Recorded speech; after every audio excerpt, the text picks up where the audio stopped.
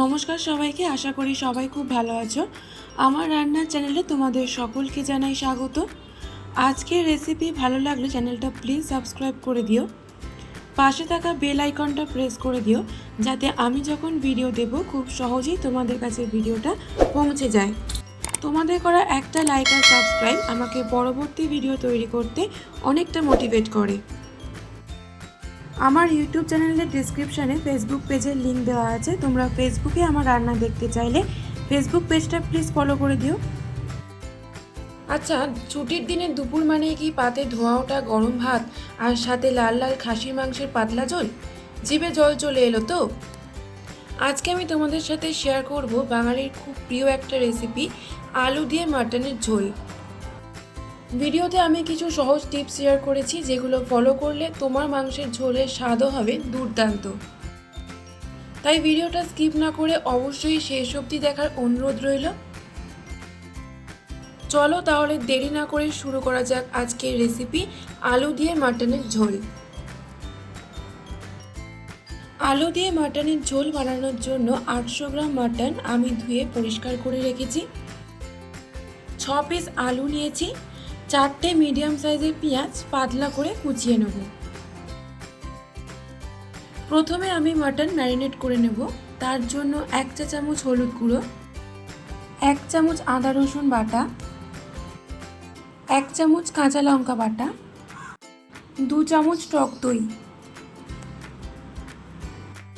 পরিমাণ মতো সর্ষের তেল। সব কিছু দিয়ে মাংস ভালো করে ম্যারিনেট করে নেব।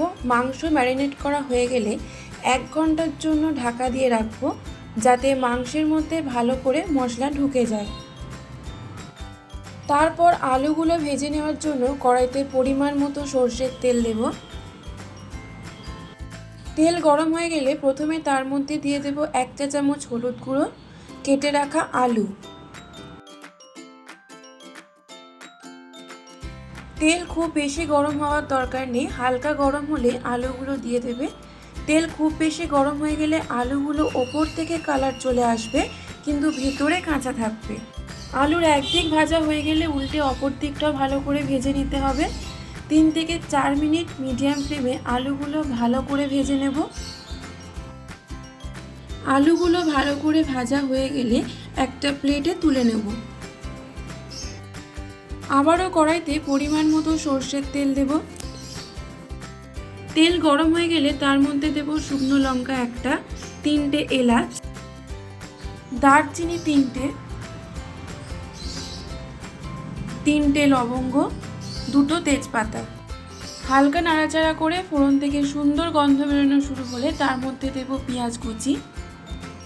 আমি এখানে পেঁয়াজ পাতলা করে কেটে নিয়েছি, তোমরা চাইলে পেঁয়াজ বাটাও ব্যবহার করতে পারো। স্বাদ মতো নুন দেব, যাতে তাড়াতাড়ি পেঁয়াজ ভাজা হয়ে যায়।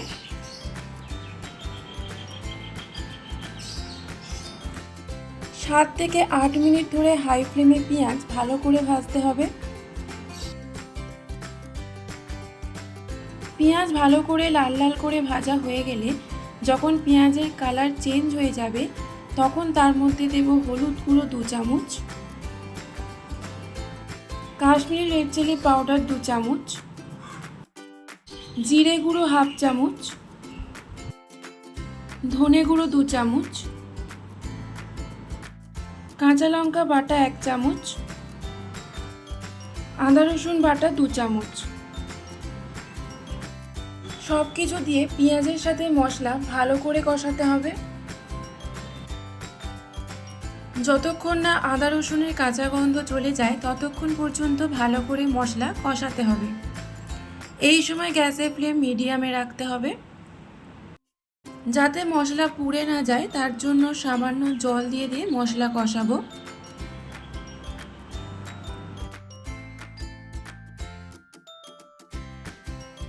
যত ভালো করে মশলা কষাবে রান্নার স্বাদ তত ভালো হবে। মশলা ভালো করে কষানো হয়ে গেলে ঢাকা দিয়ে রাখবো 5 মিনিট। এই সময় গ্যাসের ফ্লেম লো টু মিডিয়ামে রাখতে হবে। 5 মিনিট পর ঢাকা খুলে মশলা থেকে তেল ছেড়ে দিলে আবারও কিছুক্ষণ নাড়াচাড়া করে ম্যারিনেট করে রাখা মাংস এর মধ্যে দিয়ে দেব। গ্যাসের ফ্লেম হাইতে রেখে মশলার সাথে মাংস ভালো করে কষাতে হবে। স্বাদ মতো নুন দেব।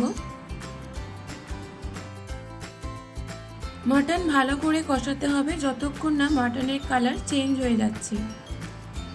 10 থেকে 15 মিনিট ভালো করে মাটন কষাতে হবে।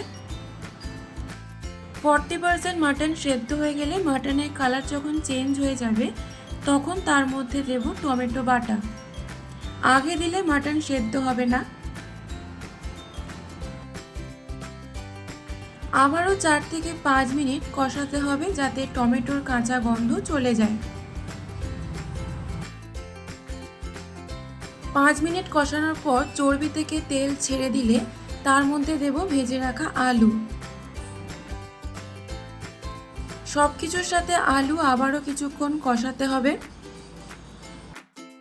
সব কিছু ভালো করে কষানো হয়ে গেলে তোমরা দুরকমভাবে মাটন সেদ্ধ করতে পারো।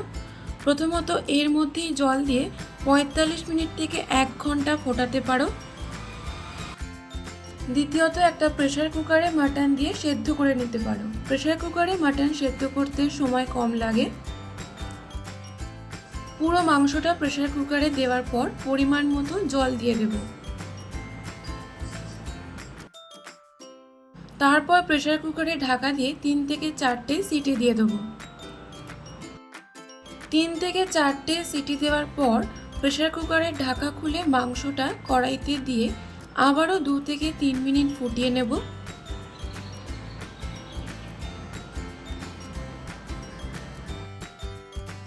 তারপর গ্যাস অফ করে ওপর থেকে গরম মশলা ছড়িয়ে ভালো করে মিশিয়ে 2 থেকে 3 মিনিট স্ট্যান্ডিং টাইমে রেখে নামিয়ে নিলেই রেডি আলু দিয়ে মাটনের ঝোল। তোমরাও বাড়িতে রবিবারের দুপুরে গরম ভাতের সাথে এই প্রসেসে আলু দিয়ে মাটনের ঝোল রান্না করে ট্রাই করো। আশা করি রেসিপিটা তোমাদের ভালো লেগেছে। আমাকে কমেন্ট বক্সে লিখে জানিও তোমাদের কেমন লাগলো। যারা আমার চ্যানেলটা সাবস্ক্রাইব করে আমার পাশে আছো তাদের অসংখ্য ধন্যবাদ।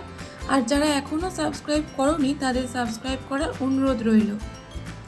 আবার দেখা হবে নতুন একটা রেসিপি নিয়ে। ততক্ষণ সবাই ভালো থেকো, সুস্থ থেকো আর সবাইকে ভালো রেখো।